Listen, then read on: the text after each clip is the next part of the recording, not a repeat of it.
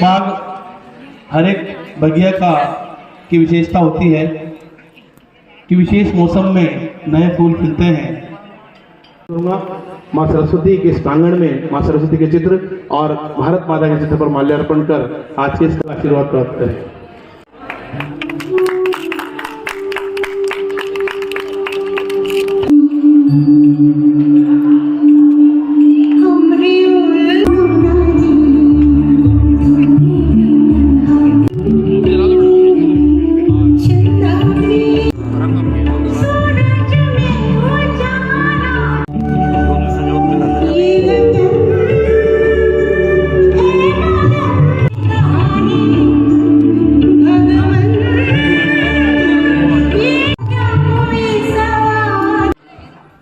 उल्लास इस कार्यक्रम का नाम हमने दिया है और उल्लास हर एक के जीवन में कितना महत्वपूर्ण है ये हम सभी जानते हैं।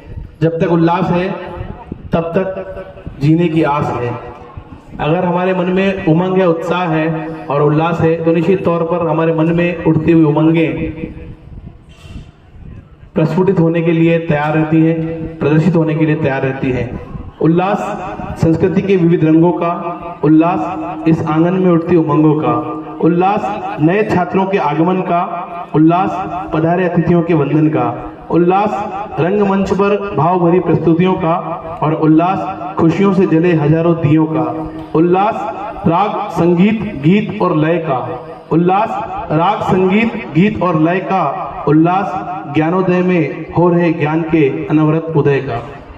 ये लगातार अनवरत उदय ज्ञानोदय जो करता आ रहा है, निश्चित तौर पर ये प्रयास लगातार हमारा जारी है और माँ सरस्वती हम पर आशीर्वाद बनाए रखें। मैं इसी क्रम को आगे बढ़ाते हुए अतिथि देवो भव, भारतीय संस्कृति की महान परंपरा, जिस महान देश के हम निवासी हैं, मैं हमारे बीच पधारे अतिथियों के स्वागत और सत्कार की बेला का आगमन करने जा रहा हूँ। मैं जी श्रृंखला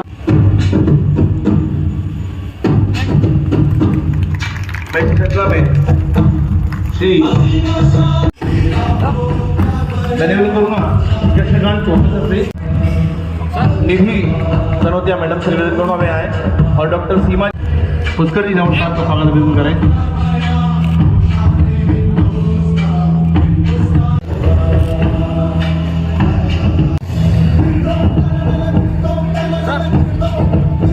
जुगल किशोर जी वर्मा,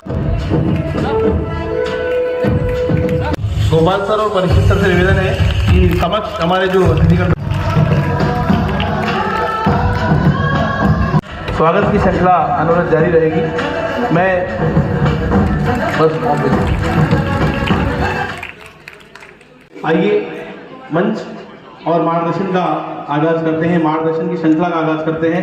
मैं हमारे बीच और मंचासीन गुणीजन, मंच के समक्ष गुणीजन जो बैठे हैं उन सबके स्वतः है, हम सभी कर्मचारियों में, हम सभी बच्चों में ऐसे पिता समान हमारे चेयरमैन जिन्होंने कुछ मिलता रहे, फायदा होता रहे, बच्चों को सुविधा मिलती रहे, ऐसा जोरदार तालियों के साथ मैं आमंत्रित कर रहा हूं। मैं पधारे और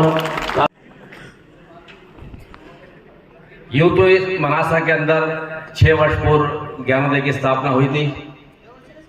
मैं आज हमारे पितृपुरुष आदरणीय दादा बालके बिराई जी को जरूर याद करूंगा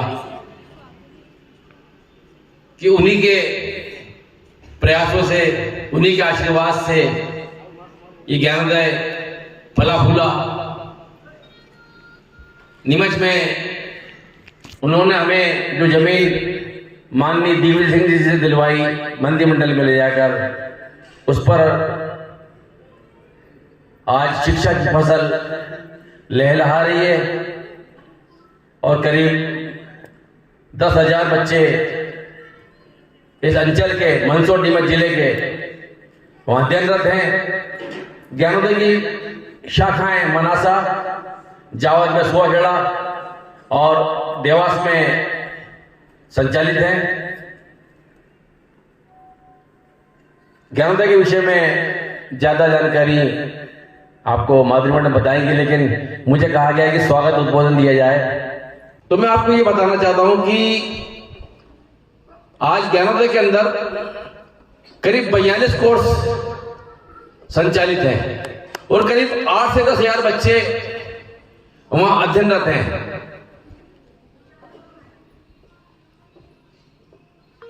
500 बच्चे प्रतिवर्ष हमारे यहां से प्लेसमेंट होते हैं। सबसे बड़ी उपलब्धि जो हमने 2022 की रही हमारे नर्सिंग के बच्चे, 5 बच्चे एम्स, आपने नाम सुना होगा AIIMS, all India medical institute of science, हमारे 5 बच्चों का सिलेक्शन उसमें हुआ। एक बच्चा नागपुर, एक भुवनेश्वर, एक कलकत्ता, एक ऋषिकेश। और उनकी तनख्वाह क्या मालूम है आपको? स्टार्टिंग 90,000 रुपए प्रति माह। ये हमारा ज्ञानोदय की उपलब्धि है। और 2022 की एक उपलब्धि और, यहाँ जो ITI के बच्चे बैठे हुए हैं, ITI के बच्चे याद हाथ उठाओ, 42 बच्चे, राजकोट की GL अल्टेक कंपनी है, विदेश के सहयोग से वो कंपनी चलती है, उसमें हमारे 42 बच्चे सिलेक्ट हुए हैं और उनकी तनख्वाह 15,000 रुपए प्रति माह, एक टाइम का भोजन और आवास। ये ITI के बच्चों के लिए है। जो 10वीं पास बच्चे जिनको कोई प्लेसमेंट नहीं मिलता, उन बच्चों को ज्ञानोदय प्लेसमेंट कराता है। इस कोरोना काल में जब चारों ओर से देश में महामारी मची हुई थी, मृत्यु का तांडव चल रहा था, हजारों इंडस्ट्रियां बंद हो गई थी, तब भी ज्ञानोदय ने अपना अभियान जारी रखा और 2022 के अंदर हमारे करीब 500 बच्चे सिलेक्ट हुए। और सबसे बड़ी बात, जो उप स्वास्थ्य केंद्र खुले हुए हैं नीमच जिले के अंदर, उसमें हमारे नर्सिंग के 42 बच्चे सरकारी नौकरी में चले गए। आप विश्वास करिए, यह जो ITI के बच्चे हैं या BEd के जो बच्चे हैं, अगर उनमें कुछ कर गुजरने की तमन्ना हो, आगे बढ़ने की तमन्ना हो, तो निश्चित जानिए कि आपका प्लेसमेंट 2023 में हो जाएगा। विश्वास रखिए आप। सबसे बड़ी बात, ज्ञानोदय का ध्यान शिक्षा के ऊपर तो है ही, लेकिन आज इस मनासा की धरती पर मैं ये बताने जा रहा हूं कि ज्ञानोदय बहुत जल्दी विश्वविद्यालय बनने जा रहा है। जावद में सुहागढ़ जो स्थान है, वहां 50 बीघा जमीन पर ज्ञानोदय विश्वविद्यालय की स्थापना 2023 में हो जाएगी। और 5 फरवरी 2023 के पहले नीमच के अंदर एक 200 बेड का hospital, Gyanodaya multi speciality hospital 5 फरवरी के पहले खुलने जा रहा है। बजा ताली यार, इतनी बड़ी बात पे यार। सबसे बड़ी सुविधा वहां यह रहेगी कि 8 बजे बाद लोग कहते हैं डॉक्टर नहीं आते हैं। हम ऐसा प्रयास कर रहे हैं। हमने वहीं हॉस्पिटल के अंदर ही कैंपस बनाया पूरा, वहां पर करीब 10 डॉक्टर और पूरा नर्सिंग स्टाफ आपको रात में भी उपलब्ध रहेगा। आप एक फोन करेंगे, आपको गाड़ी आपके घर से लेने आएगी। ऐसा हमारा प्रयास है। तो आज पुनः इस मनासा के ज्ञानोदय के मन से मैं पुनः आपको स्वागत करता हूं। आदरणीय नंदवाना साहब और पत्रकार बंधु सामने बैठे हुए हैं, क्षमा करें मैं आपका भूल गया था। मैं आपका भी इस ज्ञानोदय के मन से स्वागत अभिनंदन करता हूं। और जो प्यार मोहब्बत नीमच जिले में ज्ञानोदय को मिली है, ऐसा ही आशीर्वाद आप लोगों का बना रहे। जय हिंद, जय भारत। मनासा में आप लोगों के लिए, आप लोगों के सम्मान में जो यहाँ पे आयोजन रखा गया है, उस अवसर पर मैं यहाँ पधारे सभी हमारे नए बच्चे जिन्होंने यहाँ पर एडमिशन लिया है, BA BEd एवं ITI के बच्चे, सभी बच्चे, उन सभी का मैं स्वागत करती हूँ, अभिनंदन करती हूँ और ईश्वर से प्रार्थना करती हूँ कि जिस मकसद से उनके माता पिता ने इस महाविद्यालय में उन्हें प्रवेशित कराया है, वह मकसद वे अपनी मेहनत के बल पर अपनी लगन के बल पर कामयाब करेंगे। जो सपने उनके माता पिता ने उनके लिए देखे हैं वह उन सपनों को साकार करेंगे और उन सपनों को साकार करने में हमारे महाविद्यालय के स्टाफ के समस्त सदस्य अपनी महत्वपूर्ण भूमिका का निर्वहन करेंगे। बच्चों, आप लोगों को युवा कहा जाता है। युवा युग के वाहक होते हैं। बच्चे अशक्त निशक्त, बड़े बुजुर्ग निशक्त होते हैं, बच्चे अशक्त होते हैं और जो सबसे ज्यादा इस देश के नवनिर्माण में अपनी भूमिका का निर्वहन करते हैं वे होते हैं युवा। आप सब युवा हो, आप में असीम शक्ति है। जरूरत है उस असीम शक्ति को अपने भीतर जागृत करने की। हर व्यक्ति के भीतर शक्ति होती है लेकिन उसे जागृत करना पड़ता है और जागृत करने में टीचर्स की महत्वपूर्ण भूमिका होती है, माता पिता की, अभिभावकों की, समाज सेवियों की, समाज में जो अग्रिम पंक्ति में होते हैं, बच्चों को दिशा निर्देश देते हैं, उन सभी लोगों की एक महत्वपूर्ण भूमिका होती है। उन सभी की भूमिका के साथ आप अपने आप को आगे बढ़ाइए और एक ऐसे हमारे इस राष्ट्र के एक ऐसे युवा बनिए जिसकी इस राष्ट्र को आवश्यकता है। हमारे देश के नवनिर्माण में हमारे देश के युवाओं की आवश्यकता है। वे युवा जो किसी भी भूमिका में हो अपने कर्तव्य का निर्वहन सही तरीके से करें। मेरा हमेशा ये मानना है कि इस भारत में, इस दुनिया में बहुत सारे लोग हैं और बहुत सारे लोग अपनी अपनी भूमिकाओं का निर्वहन यदि सही तरीके से करें तो ये देश आगे बढ़ सकता है, ये राष्ट्र आगे बढ़ सकता है, ये विश्व आगे बढ़ सकता है। तो हमें अपने इस विश्व को आगे बढ़ाना है, हमें अपने राष्ट्र को आगे बढ़ाना है और इसके लिए आवश्यकता है कि हम जो हमें कर्तव्य प्रदान किया गया है हम उसका निर्वहन सही करें। अभी हमें जो पढ़ने का, अपने भविष्य को बनाने का जो सपना हमारे माता पिता ने देखा है हम उसे पूरा करने के लिए अथक मेहनत, लगन के साथ आगे बढ़ें। बच्चों, ये तो हुई मेरी आपसे बात और अब मैं संस्था के बारे में क्या बताऊं। इस क्षेत्र के सभी लोग ज्ञानोदय को लगभग अच्छे तरीके से जानते हैं। 1987 में एक चूड़ी गली में एक छोटे से स्थान पर ज्ञानोदय की स्थापना की गई थी और इसमें हम लोगों ने एक छोटा सा बाल मंदिर खोला था। अभी जैसा कि अनिल चौरसिया जी ने भी बताया, आदरणीय, माननीय, परम सम्माननीय हमारे पिता स्वरूप बाल कवि जी बैरागी, जिनका विशेष स्नेह, जिनका विशेष आशीर्वाद हमारे ऊपर सदा बना रहा, उनके सहयोग, उनके आशीर्वाद, उनके प्यार, उनके स्नेह सभी के कारण आज ज्ञानोदय पुष्पित और पल्लवित हुआ है। ये बात मैं हमेशा कहती हूँ और शायद ही कोई दिन जाता है जिस दिन मुझे दादा याद ना आते हैं, क्योंकि मेरे पिता जब चले गए थे तब दादा ने मुझसे कहा था कि मैं हूं ना, और उन्होंने मुझ पर हमेशा अपनी बेटी के स्वरूप उन्होंने मुझे माना और उनका प्यार मुझ पर हमेशा बना रहा। और मेरी ये कोशिश होती है कि जो दादा ने हमारे लिए सोचा था हम उसे पूरा करें और सही तरीके से करें। उन्हीं के आशीर्वाद के प्रतिफलन से आज ज्ञानोदय इतना पुष्पित पल्लवित हुआ है और आगे भी इस समाज में अपना कार्य करेगा। शिक्षा के क्षेत्र में लगातार अपनी कोशिशें जारी हैं, जैसा कि आपको बताया गया। अब हम लोग स्वास्थ्य के क्षेत्र में भी आगे बढ़ रहे हैं। हमारे नीमच जिले में एक हॉस्पिटल की सख्त जरूरत थी। चूंकि नर्सिंग डिपार्टमेंट में हमें हॉस्पिटल खोलना ही होता है, हमारे बच्चों को शासन के निर्देशानुसार प्रैक्टिस कराने के लिए एक हॉस्पिटल की सख्त जरूरत होती है।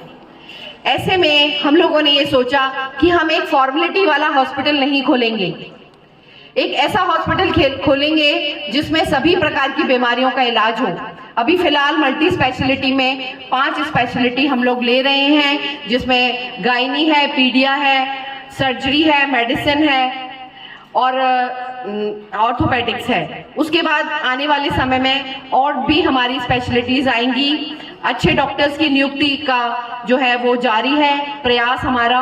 हम लोग के हॉस्पिटल में लगभग 150 से 200 बेड लगाने की व्यवस्था है, कैंटीन है, डॉर्मेट्रीज हैं, हर बेड पर ऑक्सीजन है, यानी किसी भी प्रकार की कोई कमी नहीं रखी गई है। तो मैं आप लोगों से यही बात कहूंगी कि अंत में अपनी बात समाप्त करने से पहले आप लोगों से यही कहूंगी कि आप जिस भूमिका में हैं उसका निर्वहन सही तरीके से करें, आगे बढ़ें, तरक्की करें, अपने लिए, अपने परिवार के लिए, अपने समाज के लिए, अपने राष्ट्र के लिए। दादा की पंक्तियां मनासा में ना हो तो बात अधूरी रह जाएगी। दादा हमेशा कहा करते थे, दादा हमेशा सूर्य को ललकारा करते थे। सूर्य को ललकारने की हिम्मत बहुत कम लोगों में होती है, बहुत कम जो साहित्यकार हैं उन्होंने सूर्य को ललकारा है, लेकिन दादा हमेशा सूर्य को ललकारते थे। उनका मानना था कि यदि चारों ओर अंधकार है तो उसमें दीपक जलना चाहिए, सूर्य की रोशनी होनी चाहिए। कई बार सूर्य के मन में कुछ प्रश्न उठते होंगे कि चारों ओर जब अंधकार है तो मैं अकेला ही क्यों प्रकाश फैलाऊं। इस प्रकार की 4 पंक्तियां मैं कहकर उनके सम्मान में अपनी बात समाप्त करूंगी।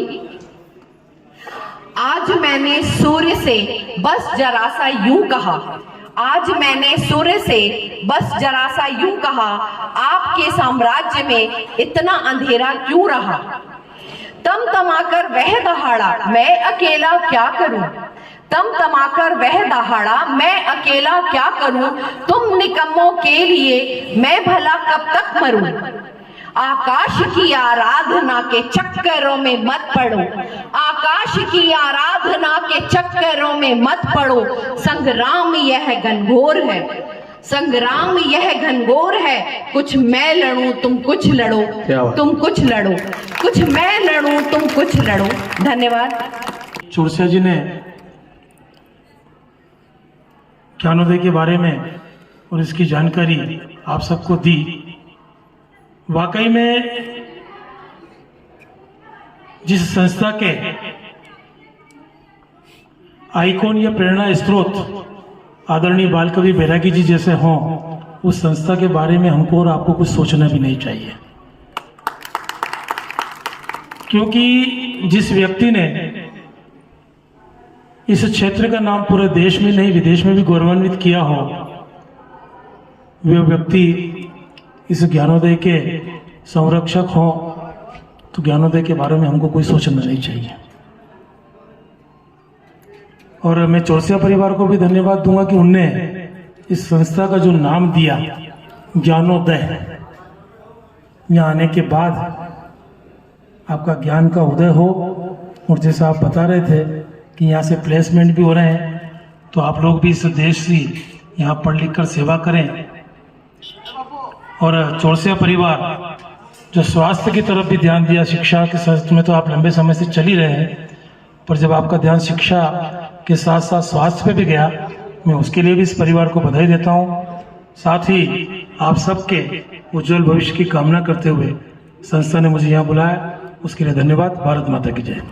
शिक्षा के क्षेत्र में ज्ञानोदय कॉलेज ने कई ऊंची नीमच जिले एवं प्रदेश में ऊंचाइयां प्राप्त की। यहाँ से निकले हुए बच्चे कई बड़े पद पे आसीन हुए हैं, कईयों ने अपना व्यवसाय भी अच्छा प्रारंभ किया है। ज्ञानोदय कॉलेज के संचालक ने 6 वर्ष पूर्व मनासा में ज्ञानोदय कॉलेज की स्थापना की। मैं बहुत बहुत आभारी हूं कि मनासा जैसे छोटे शहर में उन्होंने कॉलेज की स्थापना की थी। और मैं अनिल जी से तो कम मिला हूं, लेकिन अभिनव भैया से ज्यादा मिला हूं। मैं जब भी अभिनव भैया को फोन लगाता हूं, 1 घंटे में मेरा फोन उठाते और बोलते, बोल किशोर, मैंने कई बच्चों के जो फीस में कंसेशन करवाया है गरीब बच्चों का। बहुत बहुत बधाई, आभार व्यक्त करता हूं। धन्यवाद। आशीर्वाद बनाने वाले हमारे बड़े भाई साहब और हम आशीर्वाद प्रदान करें। हमारे बीच केसी मंत्री साहब। कहने को तो बहुत कुछ है, काफी कुछ है, परंतु संक्षिप्त बात कहूँगा। करीब 45 वर्षों से चौरसिया परिवार से संबंध है। बैरागी जी के बारे में इन्होंने काफ़ी कुछ कहा। ऐसा कुछ नहीं है, बैरागी जी ने सहयोग किया, मेहनत इनकी थी। कोई थाली दे सकता है, मगर उससे शक्ति प्राप्त करना और उससे ऊर्जा बनाना और उसको हजम करना, यह उसी के बस का होता है जिसके पास ये क्षमता होती है। और ज्ञानोदय परिवार में कई अनुभव हैं, कई संस्मरण है। अगर मैं इस श्रृंखला में जाऊं तो शायद कि दादा कहा करते थे कि अनिल तो नेता है, अनिल भाई हमारे, अनिल चौरसिया, अनिल नेता है, और बोले ये लड़की जो है ये ज्ञानी है, ये माधुरी के लिए कहते थे। और आज जो ये ज्ञानोदय ने जो एक रूप लिया है, और आज जैसा अनिल भाई ने और जैसा भी उन्होंने जिक्र किया माधुरी जी ने, मैं आपको बहुत बहुत बधाई देता हूँ कि ये सिर्फ, कुछ लोग समझते होंगे कि ये इनका व्यवसाय है। हाँ, निश्चित व्यवसाय भी होता है, पूंजी लगती है, मेहनत करना होता है, उसके पीछे श्रम होता है, मगर व्यवसाय के साथ में ये सोचिए कि ये कितनी बड़ी एक सेवा भी है। आज अगर एक बच्चा भी इस क्षेत्र का किसी प्लेसमेंट में जाता है और वो अपने जीवन में रोजगार पाता है, तो ये कोई छोटी बात नहीं है।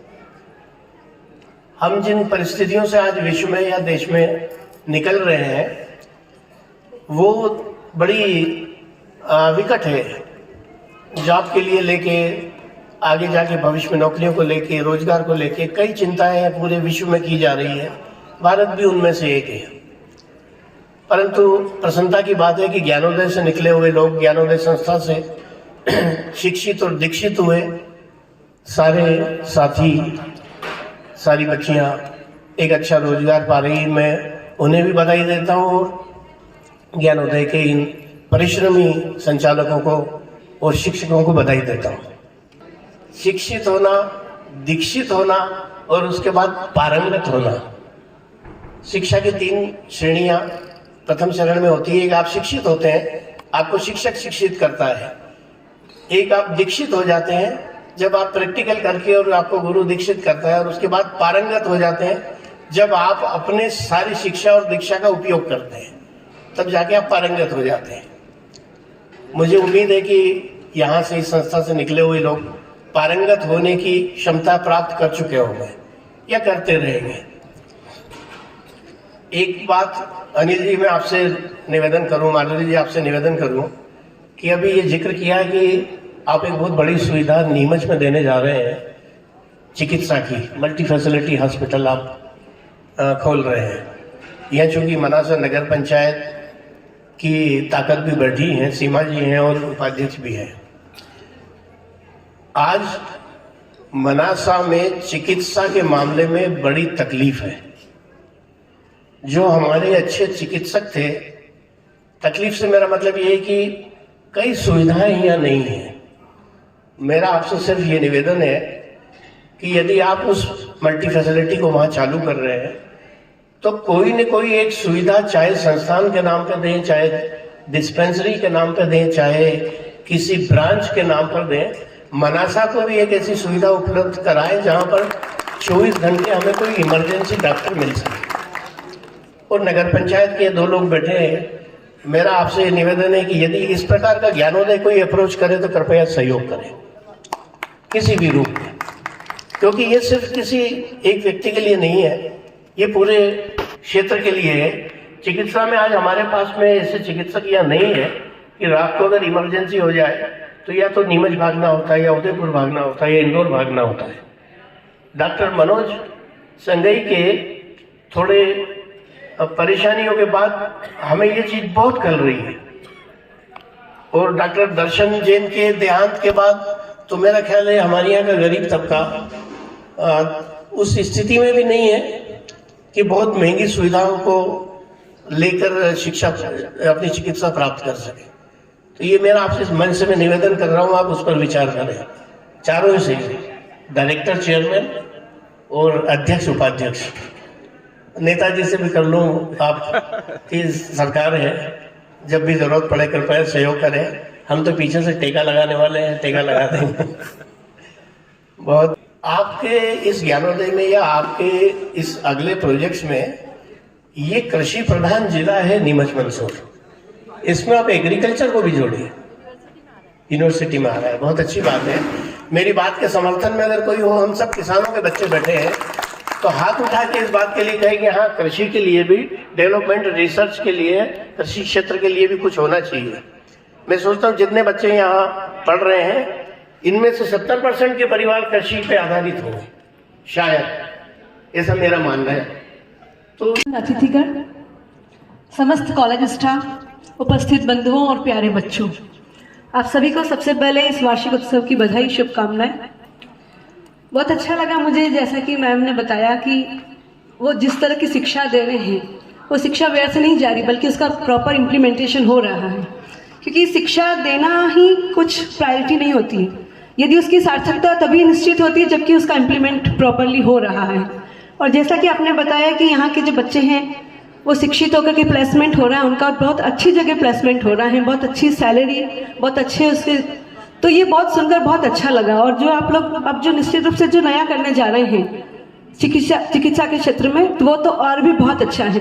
और जैसा कि भैया ने कहा है, तो हम निश्चित रूप से आपको सहयोग करेंगे।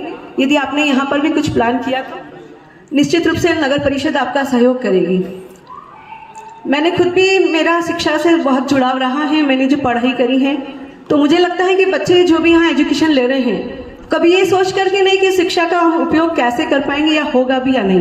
क्योंकि पहले मैं भी ऐसा सोचती थी कि इतना पढ़ा, कुछ हुआ नहीं, बट लगता है कि नहीं, आपकी जो शिक्षा है कभी व्यर्थ नहीं जाती है, वो कभी भी कहीं ना कहीं उसका उपयोग होता ही है।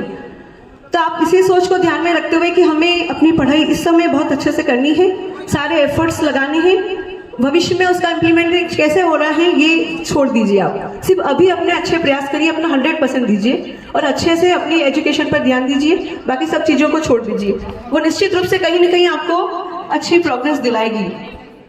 आप सभी के उज्जवल भविष्य की कामना करते हुए मैं अपने शब्दों को यहीं विराम देती हूँ। धन्यवाद। आज इस उल्लास कार्यक्रम के जो कार्यक्रम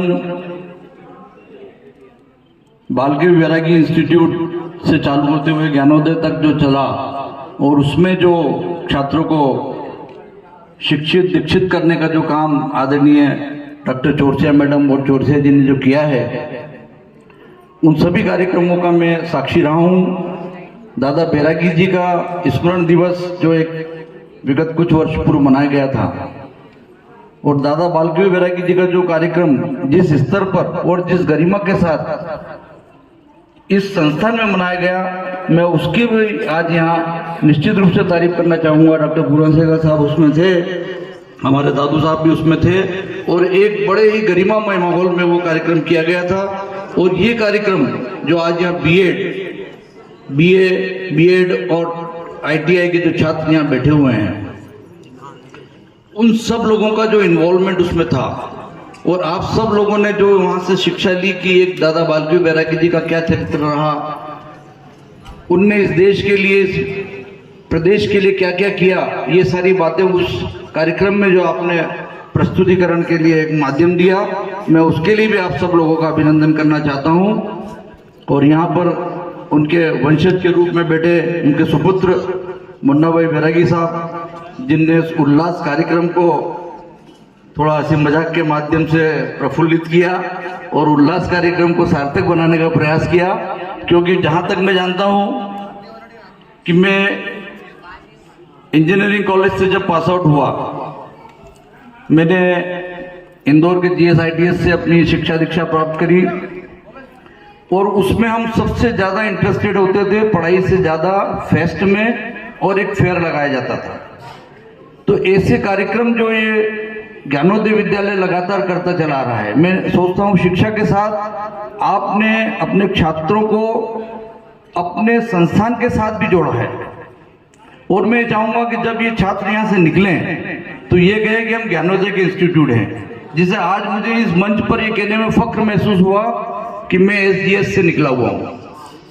ये एक संस्थान की जो गरिमा है वो बनाए जाने के लिए जो प्रयास आप लोगों ने किया है और जो स्टाफ ने जो प्रयास किया है, प्राचार्य महोदय यहाँ बैठे हुए हैं, हमारे संचालक पंकज जी तिवारी जो इस कार्यक्रम को हमेशा 4 चांद लगा देते हैं, गोपाल जी सर, इन सब लोगों की मेहनत के माध्यम से आज जो छात्रों को जो है शिक्षा दीक्षा प्राप्त हो रही है, उस सब के लिए हम आपका अभिनंदन करते हैं। और यहाँ पर बैठे हमारे मदन जी उपाध्याय साहब, सरपंच साहब, आपकी मेहरबानी हमेशा बनी रहे और आपके इस ग्राम पंचायत में इतना बड़ा कार्यक्रम और इतना बड़ा संस्थान है, इसकी बात हमेशा आप याद रखें और इसको जितना विकसित करने का प्रयास में आप सहयोग कर सकें निश्चित करना चाहिए। और जैसा कि नगर पंचायत से सहयोग की जो बात है, जो शिक्षा के बाद में आपने जो स्वास्थ्य के मामले में जो प्रयास किए हैं, चौरसिया साहब, निश्चित रूप से ये बहुत बड़ी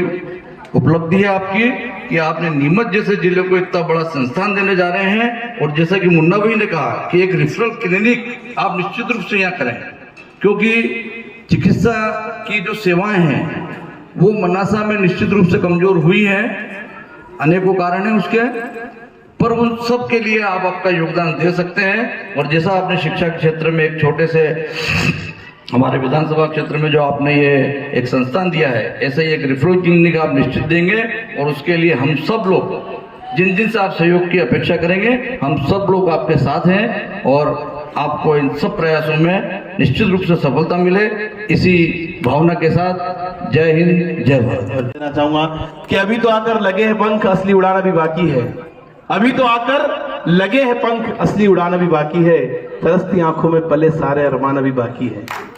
तरसती आंखों में पले सारे अरमान अभी बाकी है। और अभी तो नापी है 2 गज जमीन, सारा आसमान अभी बाकी है। धन्यवाद। मैं आदरणीय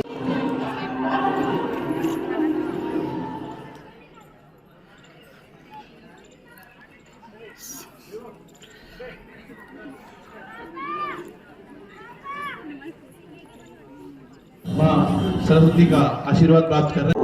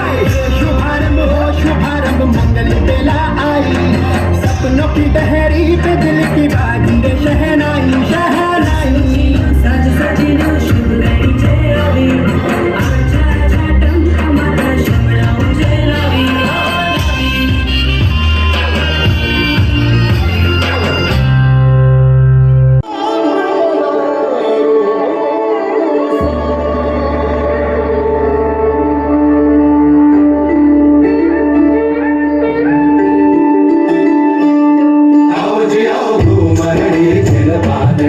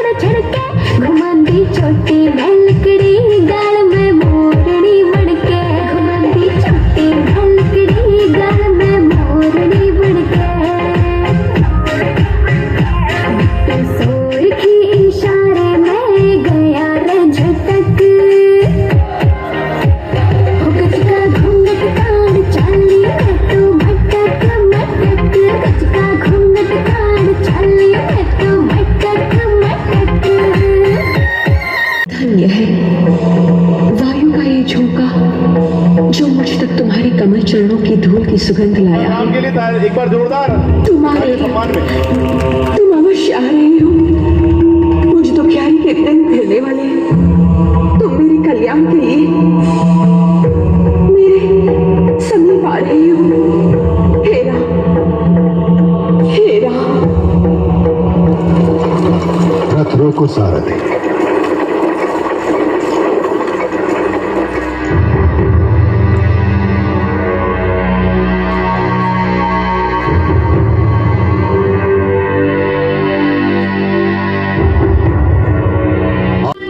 क्या ये स्थान विश्राम के लिए उचित रहेगा? ये सबसे उत्तम स्थान है शीश। हम यहां नहीं आए। ये उजड़ा हुआ आश्रम स्वयं हमें यहां खींच लाया है। हे राम हे राम हे राम हे राम हे राम हे राम हे राम हे राम।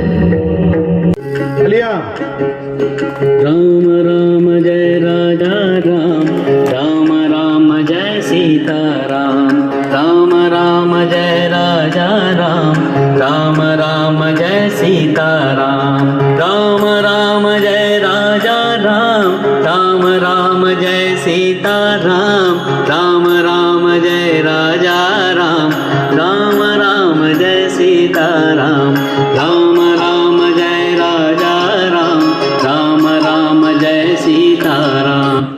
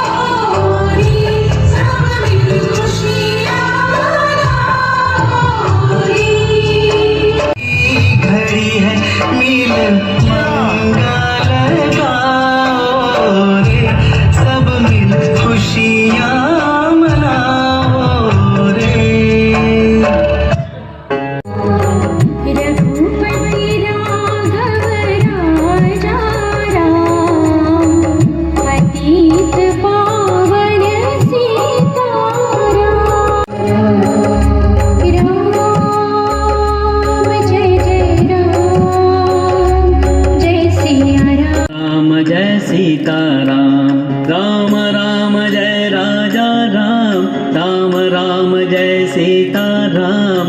को भरोसा है कि राम मेरे शबरी को भरोसा है कि राम मेरे आएंगे। नैनों के सम्मुख दो घड़ी तो बिताएंगे, नैनों के सम्मुख दो घड़ी तो बिताएंगे। शबरी को भरोसा है कि राम मेरे आए।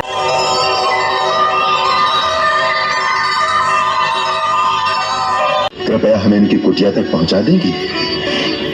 माता सबरी के पास। लेकिन आप है कौन? मैं राम और ये मेरा छोटा भाई लक्ष्मण।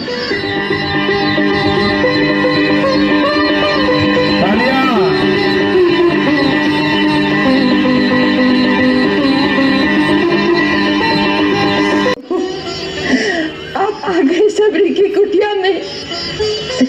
मैं छठवती आपको पहचान नहीं पाई प्रभु, मुझे क्षमा कर दो प्रभु। तालियां कर देना प्रभु, कर देना प्रभु।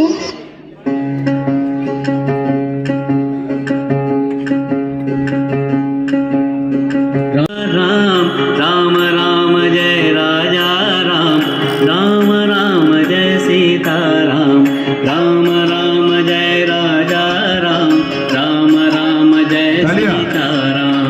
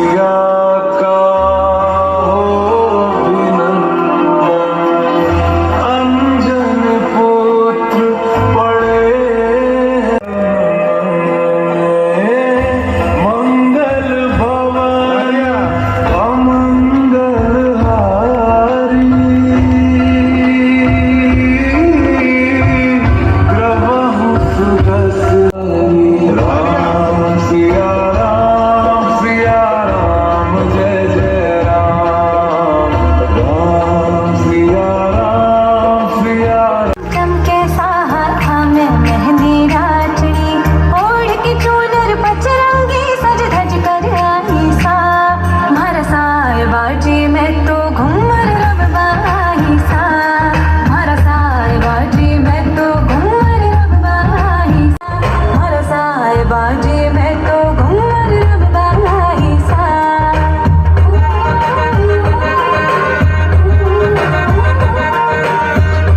मैं पिवजी थारो नाम रचायो जी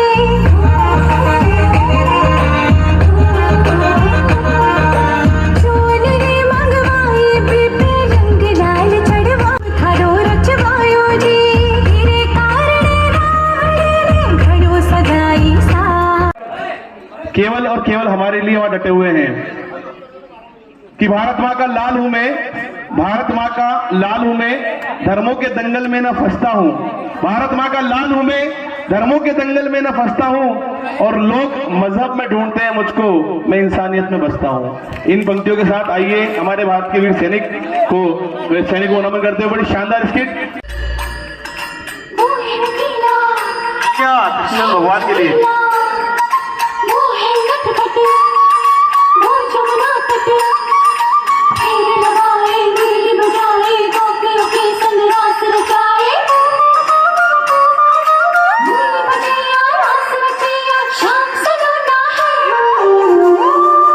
जो है अलबेला मदनैनो वाला, जिसकी दीवानी ब्रिज की हर बाला, वो किसना है, वो किसना है, वो किसना है, वो किसना है, किसना है। जो है अलबेला मदनैनो वाला, जिसकी दीवानी ब्रिज की हर बाला, वो किसना है, वो किसना है, वो किसना है, किसना है।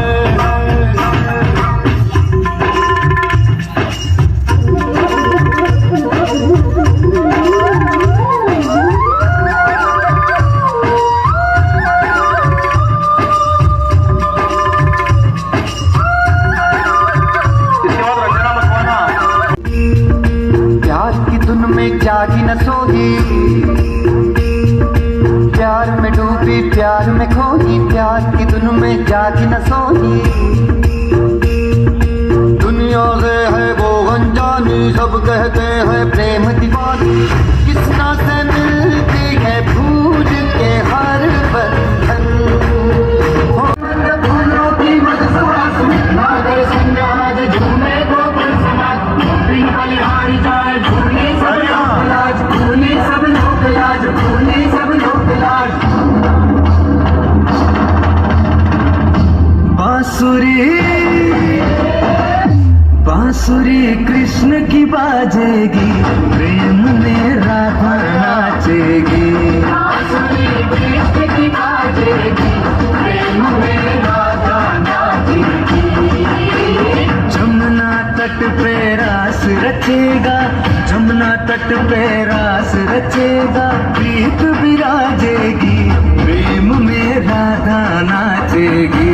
बांसुरी कृष्ण की बाजेगी, प्रेम में।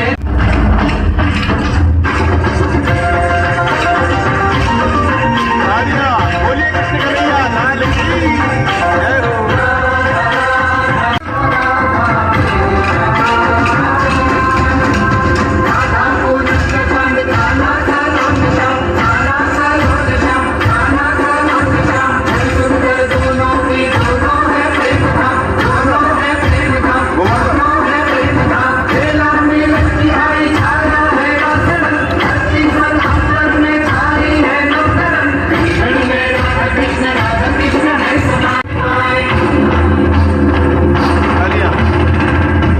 तालियां एक बार सुंदर से ग्रुप के लिए तैयार रहे। इसके बाद